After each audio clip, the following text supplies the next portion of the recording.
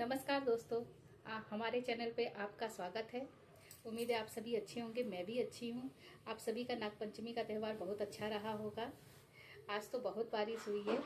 नागपंचमी के दिन बहुत तरह के पकवान बनाए जाते हैं और नाग देवता की पूजा भी की जाती है। सभी के वहाँ अपने देवी देवताओं के पूजन होते ही हैं। और इसके पीछे नागपंचमी का त्यौहार राजा परीक्षित की एक कहानी छुपी हुई है, जो पौराणिक कथाओं के अनुसार मैं आपको बताती हूँ कि राजा परीक्षित कौन थे। आप जानते हैं राजा परीक्षित कौन थे? महाभारत में आपने सुना होगा पांडव पुत्र अर्जुन, अर्जुन के पुत्र अभिमन्यु और अभिमन्यु के पुत्र राजा परीक्षित थे। और ये कहानी राजा परीक्षित के ऊपर ही है। राजा परीक्षित एक धर्मपरायण राजा थे और वे एक दिन शिकार करने जंगल में काफी दूर चलने के बाद वो भूखे प्यासे हो गए और वहां जाकर उनको एक आश्रम दिखा जिसमें ऋषि समीक तपस्या में लीन थे और उन्हें कुछ भी ध्यान नहीं था कि वो ध्यान लीन थे। तभी राजा परीक्षित ने उनसे कहा कि मुझे पानी चाहिए, और उन्होंने कोई भी उत्तर नहीं दिया। ध्यान में लीन होने के कारण राजा परीक्षित को क्रोध आया और क्रोध में उन्होंने मरे हुए सांप को उनके गले में डाल दिया और वहां से चले गए। राजा परीक्षित को ये लगा कि ये मेरा अपमान कर रहे हैं, पर ऐसा कोई बात नहीं था, क्योंकि ऋषि समीक ध्यान में लीन थे और जब कोई भी व्यक्ति तपस्या में लीन होता है तो वो अपने सामने कोई भी महापुरुष हो उसको नहीं देख सकता है। तभी राजा परीक्षित वहां से चले गए और ये बात राजा परीक्षित वहां गए थे, यह बात ऋषि समीक के पुत्र श्रृंगी ऋषि के पिता का अपमान राजा परीक्षित ने किया था। तब श्रृंगी ऋषि ने राजा परीक्षित को श्राप दिया कि 7वें दिन तक्षक नाग तुझे डसेगा।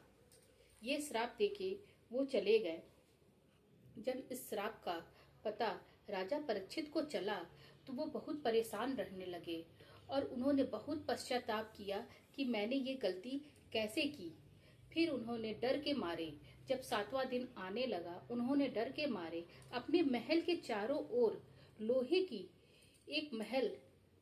का एक महल खड़ा करवा दिया, जिससे तक्षक नाग अंदर ना आ पाए। पर श्राप है तो श्राप तो पूरा होता ही है और होके ही रहता है। इसलिए तक्षक नाग एक ब्राह्मण का रूप लेके और उनके महल के अंदर प्रवेश कर गए और वो फलों की टोकरी के बीच में घुस गए। और जब राजा परीक्षित फल खा रहे थे तभी नाग ने उन्हें डस लिया और उनकी अकाल मृत्यु हो गई।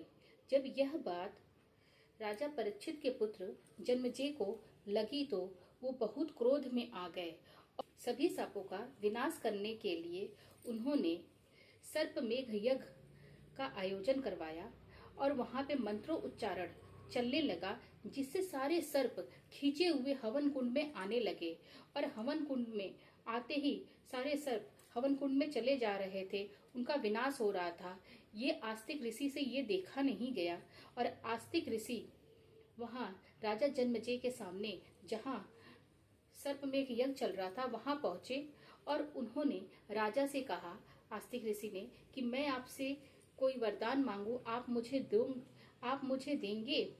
तब राजा जन्मेजय ने कहा कि आप वरदान मांगिए, मैं आपको अवश्य दूंगा ऋषि। तब आस्तिक ऋषि ने उनसे यही वरदान मांगा कि सर्प का विनाश मत कीजिए, सर्पमेघ यज्ञ यहीं रोक दीजिए।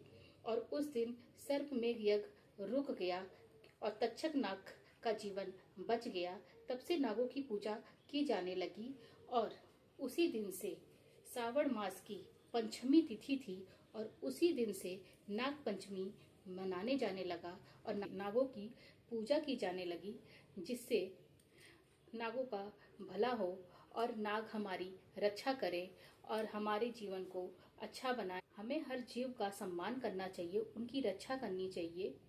जब तक वो हमें हानि नहीं पहुंचाते हैं तब तक हमें भी उन्हें बिल्कुल नुकसान नहीं पहुंचाना चाहिए। इस कहानी से यही संदेश जाता है, नागों का जीवन भी अनमोल होता है और हमें प्रकृति के हर जीव का हमें सम्मान करना चाहिए। तब तक के लिए भक्ति में ही शक्ति है। जय श्री राधे। हर हर महादेव।